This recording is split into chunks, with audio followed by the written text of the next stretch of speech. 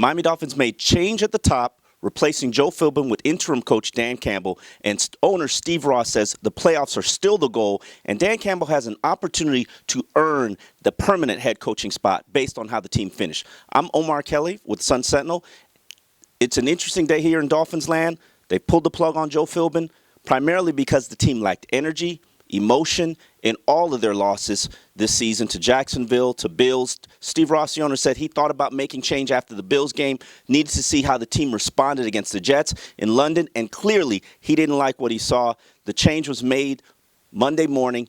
Joe Philbin was out. He clearly showed that he had lost the team.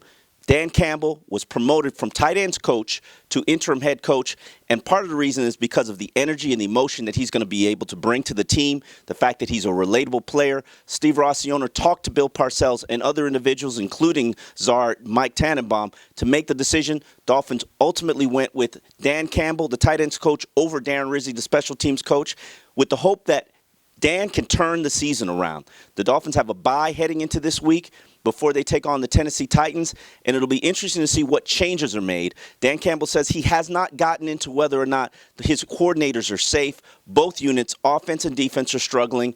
Bill Lazor's unit is scoring 14 points a game, and the defense is league bottom in just about every statistical category, especially pressures, especially against the run. These are all issues that the Dolphins have to fix. They need to run the ball more consistently and stop the run. They need better linebacking play in order to fill those gaps on the run. And then the secondary, especially with an injured Brent Grimes, who did not suffer any tear to his right knee.